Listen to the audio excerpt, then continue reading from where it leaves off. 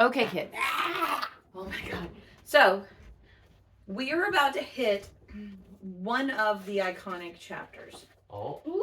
So, I'm going to try and read the whole thing in one go, okay? You guys ready? Okay. All right. Is that going to happen, though? We'll find out. Chapter 5 Riddles in the Dark. When Bilbo opened his eyes, he wondered if he had, for it was just as dark as with them shut. No one was anywhere near him. Just imagine his fright. He could hear nothing, see nothing, and he could feel nothing except the stone of the floor. Very slowly he got up and groped about on all fours till he touched the wall of the tunnel, but neither up nor down it could he find anything. Nothing at all. No sign of goblins, no sign of dwarfs. His head was swimming, and he was far from certain even of the direction they had been going in when he had had his fall. He guessed as well as he could and crawled along for a good way, till suddenly his hand met what felt like a tiny ring of cold metal lying on the floor of the tunnel. It was a turning point in his career, but he did not know it. He put the ring in his pocket almost without thinking. Oh. Certainly it did not seem of any particular use at the moment. He did not go much further, but sat down on the cold floor and gave himself up to complete miserableness for a long while. Mother, is it the ring? He thought of himself frying bacon and eggs in his own kitchen at home, for he could feel inside that it was high time for some meal or other, but that only made him miserabler. He could not think what to do. Is that a word? No. He could not think what to do, nor could he think what had happened, or why he had been left behind, or why, if he had been left behind, the goblins had not caught him, or even why his head was so sore. The truth was, he had been lying quiet, out of sight and out of mind, in a very dark corner for a long while. After some time he felt for his pipe. It was not broken, and that was something. Then he felt for his pouch, and there was some tobacco in it, and that was something more. Then he felt for matches, and he could not find any at all, and that shattered his hopes completely. Just as well for him, as he agreed when he came to his senses. Goodness knows what the striking of matches and the smell of tobacco would have brought on him out of dark holes in that horrible place. Still, at the moment, he felt very crushed. But in slapping all his pockets and feeling all round himself for matches, his hand came on the hilt of his little sword, the little dagger he got from the trolls, and that he had quite forgotten. Nor, fortunately, had the goblins noticed it, as he wore it inside his breeches. Now he drew it out. Pants. Now he drew it out. It shone pale and dim before his eyes. So it is an elvish blade, too, he thought, and goblins are not very near, and yet not far enough. But somehow he was comforted. It was rather splendid to be wearing a blade made in Gondolin for the goblin wars of which so many songs had sung. And also he had noticed that such weapons made a great impression on goblins that came upon them suddenly. Go back, he thought? No good at all. Go sideways? Impossible. Go forward? Only thing to do. On we go. So up he got and trotted along with his little sword held in front of him in one hand feeling the wall, and his heart all of a patter and a pitter.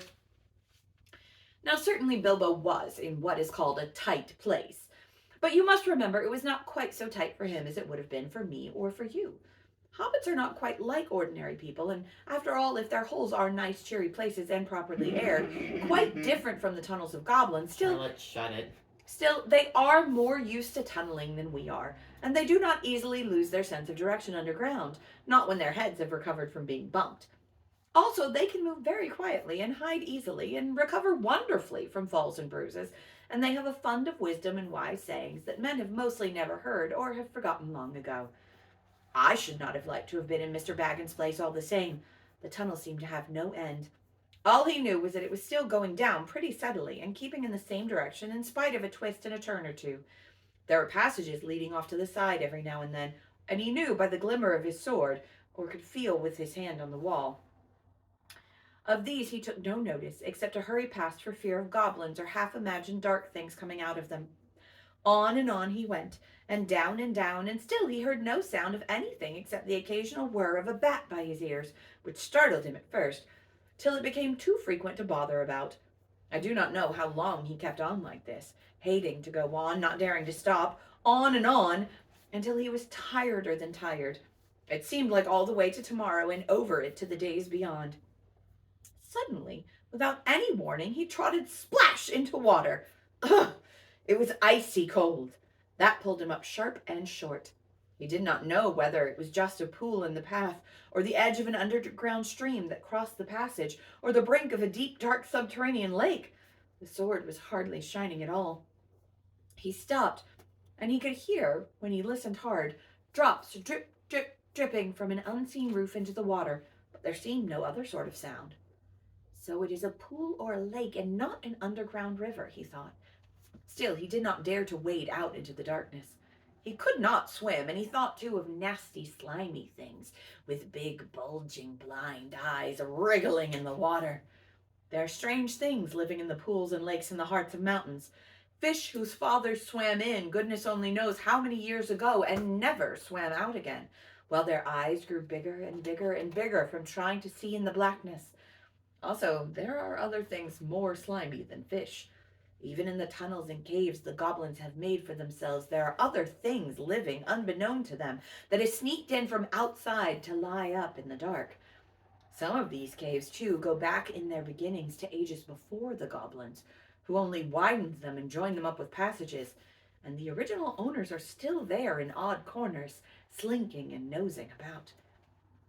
Deep down here by the dark water lived old Gollum, a small, slimy creature. I don't know where he came from, nor who or what he was. He was Gollum, as dark as darkness, except for two big, round, pale eyes in his thin face. He had a little boat, and he rowed about quite quietly on the lake. Yes, well, let's find out. For lake it was, wide and deep and deadly cold. He paddled it with large feet dangling over the side, but never a ripple did he make, not he.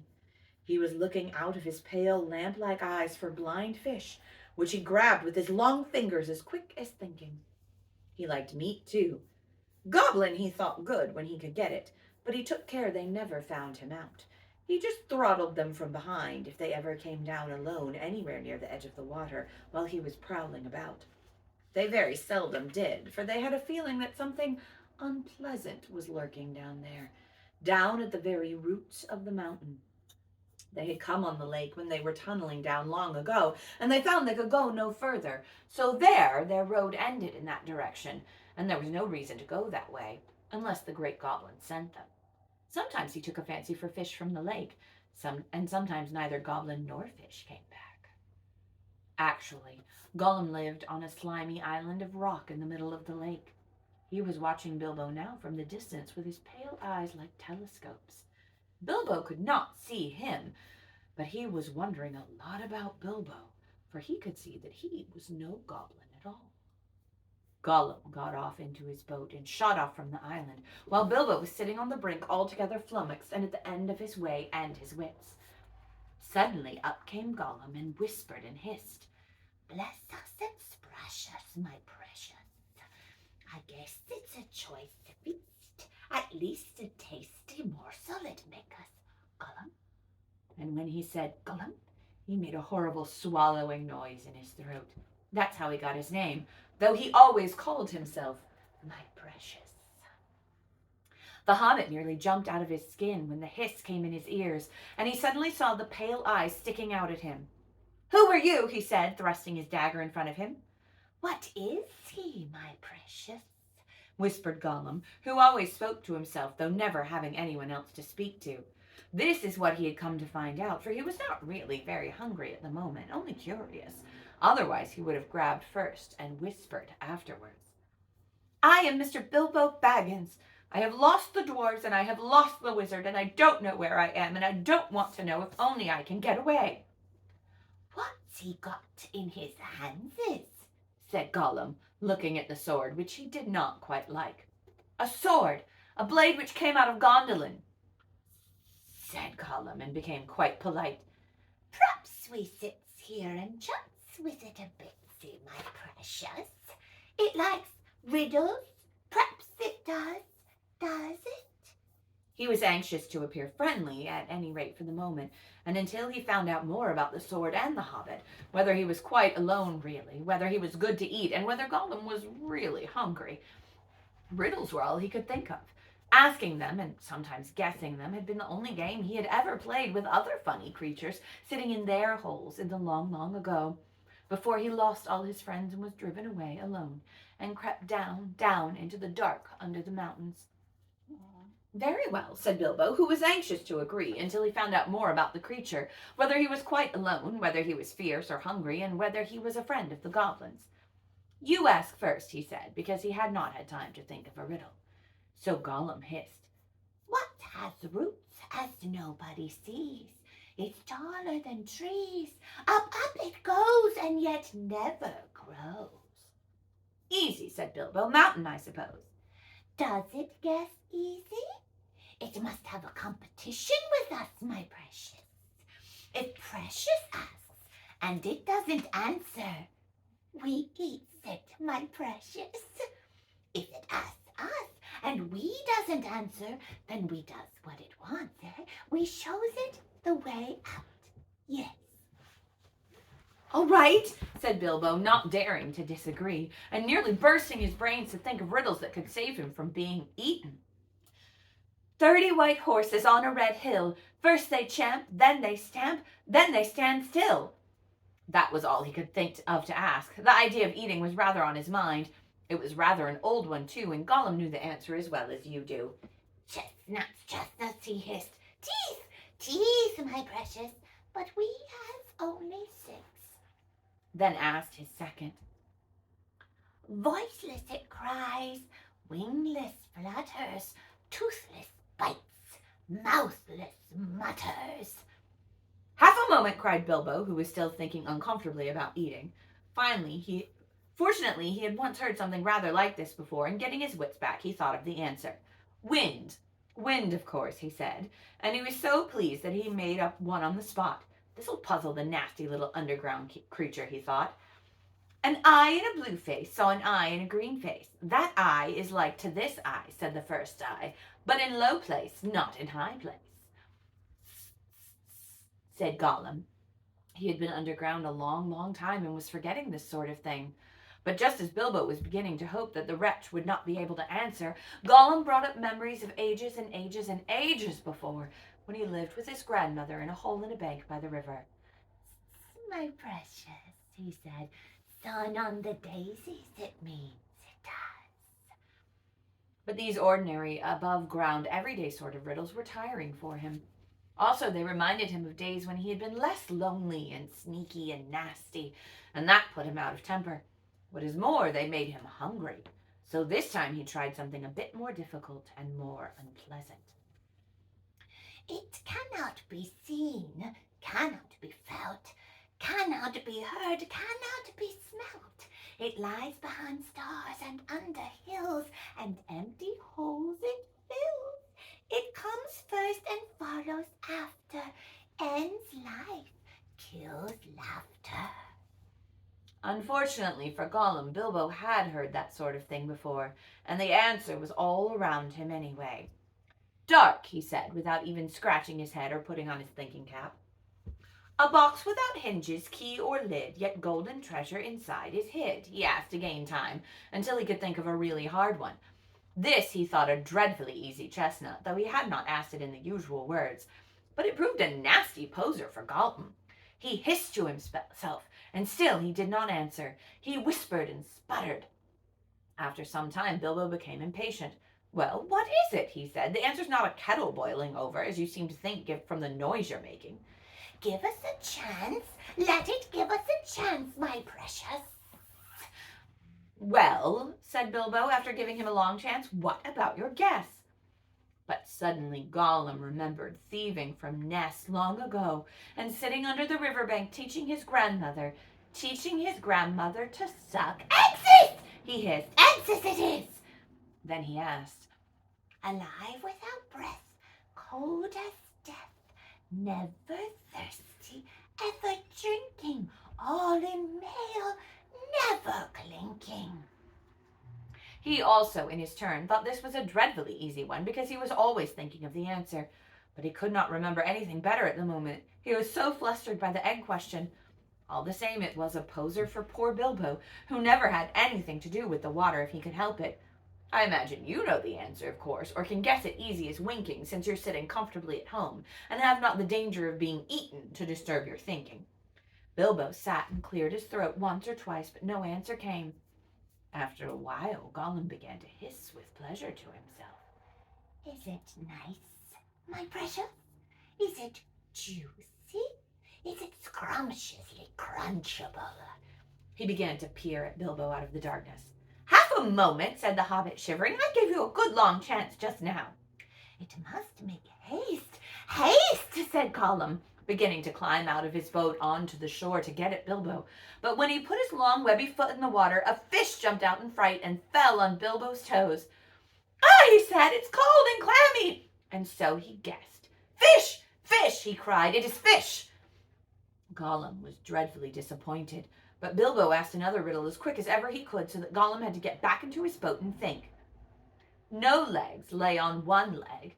2 legs sat near on 3 legs. 4 legs got some. It was not really the right time for this riddle, but Bilbo was in a hurry. Gollum might have had some trouble guessing if he had asked it at any other time. As it was, talking of fish, no legs was not so very difficult, and after that the rest was easy. Fish on a little table. Man at a table sitting on a stool. The cat has the bones. That, of course, is the answer, and Gollum soon gave it. Then he thought the time had come to ask something hard and horrible. This is what he said. This thing all things devours. Birds, beasts, trees, flowers. Gnaws iron, bites steel. Grinds hard stones to meal. Slays kings, ruins towns, and beats high mountains down. Poor Bilbo sat in the dark thinking of all the horrible names of all the giants and ogres he had ever heard told of in tales, but not one of them had done all these things. He had a feeling that the answer was quite different and that he ought to know it, but he could not think of it. He began to get frightened, and that is bad for thinking. Gollum began to get out of his boat. He flapped into the water and paddled to the bank. Bilbo could see his eyes coming toward him. His tongue seemed to stick in his mouth. He wanted to shout out, give me more time, give me time, but all that came out with a sudden squeal was, time, time! Bilbo was saved by pure luck, for that, of course, was the answer. Gollum was disappointed once more, and now he was getting angry and also tired of the game. It had made him very hungry indeed. This time he did not go back to the boat. He sat down in the dark by Bilbo. That made the hobbit most dreadfully uncomfortable and scattered his wits. It's got to ask us a question, my precious. Yes, yes, yes. Just one more question to guess. Yes, yes, said Gollum. But Bilbo simply could not think of any question with that nasty, wet, cold thing sitting next to him and pawing and poking him. He scratched himself. He pinched himself. Still, he could not think of anything. Ask us, said Gollum. Bilbo pinched himself and slapped himself. He gripped on his little sword. He even felt in his pocket with his other hand. There he found the ring he had picked up in the passage and forgotten about. What have I got in my pocket? He said aloud. He was talking to himself, but Gollum thought it was a riddle, and he was frightfully upset. Not fair, not fair, he hissed. It isn't fair, my precious, is it, to ask us what it's got in its nasty little pockets? Bilbo, seeing what had happened and having nothing better to ask, stuck to his question. What have I got in my pocket? He said louder. Hissed Gollum. It must give us 3 guesses, my precious. 3 guesses. Very well. Guess away, said Bilbo. Handses, said Gollum. Wrong, said Bilbo, who had luckily just taken his hand out again. Guess again, said Gollum, more upset than ever. He thought of all the things he kept in his own pockets. Fish bones, goblin's teeth, wet shells, a bit of bat wing, a sharp stone to sharpen his fangs on, and other nasty things. He tried to think what other people kept in their pockets. Knife, he said at last. Wrong, said Bilbo, who had lost his some time ago. Last guess. Now Gollum was in a much worse state than when Bilbo had asked him the egg question. He hissed and sputtered and rocked himself backward and forward and slapped his feet on the floor and wiggled and squirmed, but still he did not dare to waste his last guess. Come on, said Bilbo, I'm waiting. He tried to sound bold and cheerful, but he did not feel at all sure how the game was going to end, whether Gollum guessed right or not. Time's up, he said. String or nothing, shrieked Gollum, which was not quite fair, working in 2 guesses at once. Both wrong, cried Bilbo, very much relieved.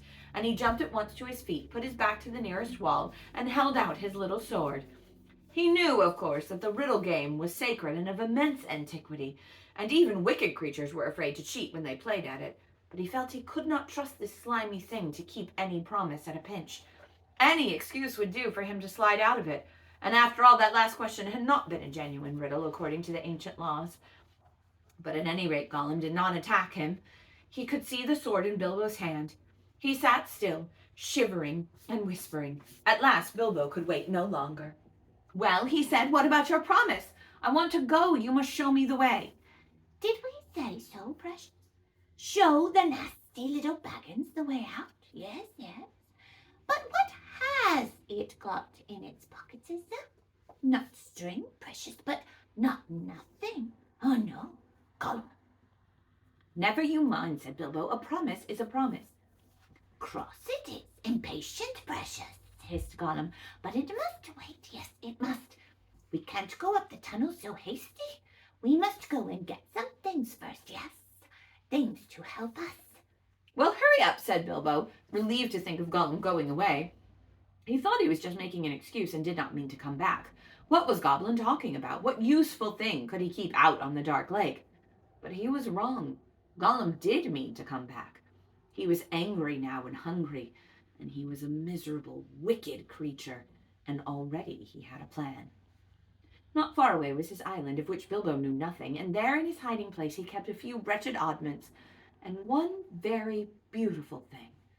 Very beautiful, very wonderful. He had a ring, a golden ring, a precious ring. My birthday present, He whispered to himself, as he had often done in the endless dark days. that's what we want now, yes. We want it. He wanted it because it was a ring of power, and if you slipped that ring on your finger, you were invisible.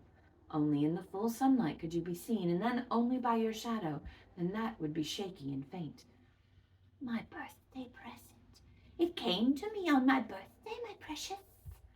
So he had always said to himself, but who knows how Gollum came by that present, ages ago in the old days when such rings were still at large in the world. Perhaps even the master who ruled them could not have said. Gollum used to wear it at first, till it tired him, and then he kept it in a pouch next to his skin till it galled him, and now usually he hid it in a hole in the rock on his island, and was always going back to look at it. And still sometimes he put it on when he could not bear to be parted from it any longer, or when he was very, very hungry and tired of fish. Then he would creep along dark passages looking for stray goblins. He might even venture into places where the torches were lit and made his eyes blink and smart, for he would be safe. Oh yes, quite safe. No one would see him. No one would notice him till he had his fingers on their throat. Only a few hours ago he had worn it and caught a small goblin imp. How it squeaked! He still had a bone or two left to gnaw, but he wanted something softer. Quite safe, yes, he whispered to himself. It won't see us, will it, my precious? No, it won't see us, and its nasty little sword will be useless. Yes, quite. This is what was in his wicked little mind as he slipped suddenly from Bilbo's side and flat back to his boat and went off into the dark. Bilbo thought he had heard the last of him. Still, he waited a while, for he had no idea how to find his way out alone. Suddenly he heard a screech. It sent a shiver down his back. Gollum was cursing and wailing away in the gloom, not very far off by the sound of it. He was on his island, scrabbling here and there, searching and seeking in vain. Where is it? Where is it? Bilbo heard him crying. Lost it is, my precious, lost, lost! Curse us and crush us! My precious is lost! What's the matter? Bilbo called. What have you lost? It mustn't ask us, shrieked Gollum. Not his business, no, Gollum. It's lost! Gollum, Gollum, Gollum! Well, so am I, cried Bilbo, and I want to get unlost. And I won the game and you promised. So come along. Come and let me out and then go on with your looking. Utterly miserable as Gollum sounded, Bilbo could not find much pity in his heart, and he had a feeling that anything Gollum wanted so much could hardly be something good. Come along, he shouted. No, not yet, precious, Gollum answered. We must search for it. It's lost, Gollum. But you never guessed my last question, and you promised, said Bilbo. Never guessed, said Gollum. Then suddenly out of the gloom came a sharp hiss.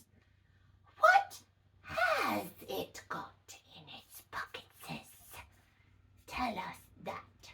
It must tell first. As far as Bilbo knew, there was no particular reason why he should not tell. Gollum's mind had jumped to a guess quicker than his, naturally, for Gollum had brooded for ages on this one thing, and he was always afraid of its being stolen. But Bilbo was annoyed at the delay. After all, he had won the game pretty fairly at a horrible risk. Answers were to be guessed, not given, he said. But it wasn't a fair question, said Gollum. Not a riddle, precious. No. Oh, well, if it's a matter of ordinary questions, Bilbo replied, then I asked one first. What have you lost? Tell me that. What has it got in its pockets? The sound came hissing louder and sharper, and as he looked toward it, to his alarm, Bilbo now saw two small points of light peering at him. As suspicion grew in Gollum's mind, the light of his eyes burned with a pale flame. What have you lost? Bilbo persisted. But now the light in Gollum's eyes had become a green fire, and it was coming swiftly nearer. Gollum was in his boat again, paddling wildly back to the dark shore, and such a rage of loss and suspicion was in his heart that no sword had any more terror for him. Bilbo could not guess what had maddened the wretched creature, but he saw that all was up, and that Gollum meant to murder him at any rate. Just in time, he turned and ran blindly back up the dark passage down which he had come, keeping close to the wall and feeling it with his left hand. What has it got in its pockets? He heard the hiss loud behind him and the splash as Gollum leapt from his boat. What have I wonder, he said to himself as he panted and stumbled along. He put his left hand in his pocket. The ring felt very close as it quietly slipped onto his groping forefinger. The hiss was close behind him. He turned now and saw Gollum's eyes like small green lamps coming up the slope. Terrified, he tried to run faster, but suddenly he struck his toes on a snag in the floor and fell flat with his little sword under him. In a moment, Gollum was on him, but before Bilbo could do anything, recover his breath, pick himself up, or wave his sword, Gollum passed by, taking no notice of him, cursing and whispering as he ran.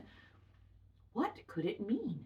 Gollum could see in the dark. Bilbo could see the light of his eyes palely shining even from behind. Painfully, he got up and sheathed his sword, which was now glowing faintly again. Then very cautiously, he followed. There seemed nothing else to do. It was no good crawling back down to Gollum's water. Perhaps if he followed him, Gollum might lead him to some way of escape without meaning to. Curse it! Curse it! Curse it! Hissed Gollum. Curse the Baggins!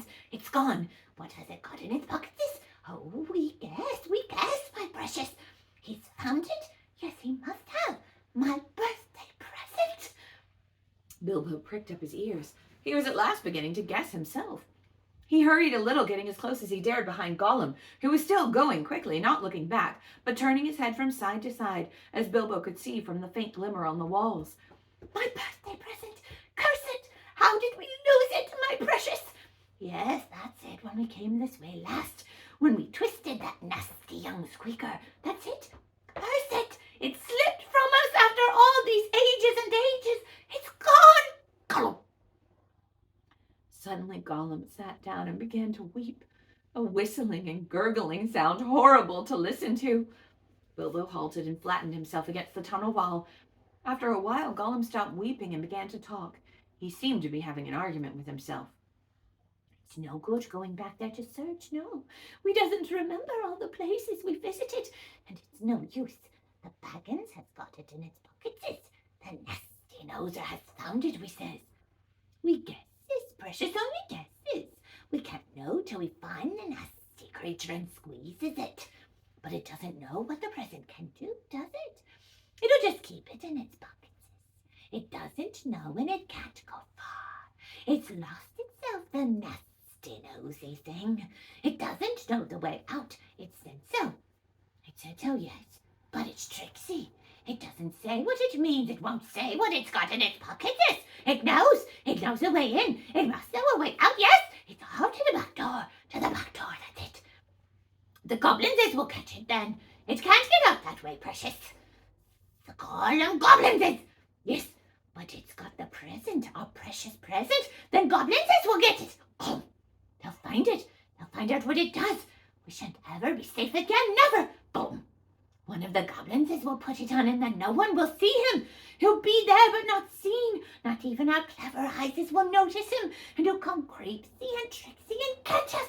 Gollum, Gollum. Then let's stop talking, precious, and make haste.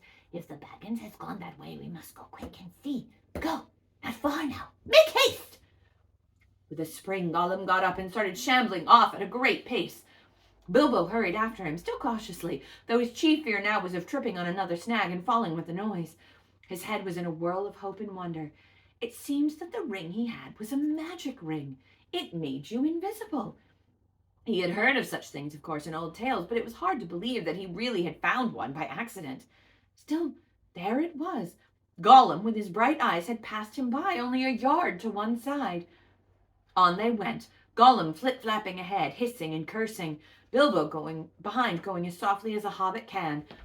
Soon they came to the places where, as Bilbo had noticed on the way down, side passages opened, this way and that.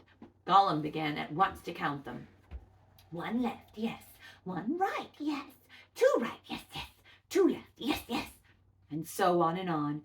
As the count grew, he slowed down, and he began to get shaky and weepy, for he was leaving the water further and further behind, and he was getting afraid. Goblins might be about, and he had lost his ring. At last he stopped by a low opening on their left as they went up. 7 right, yes. 6 left, yes, he whispered. This is it. This is the way to the back door, yes. Here's the passage. He peered in and shrank back. But we durstn't go in, precious.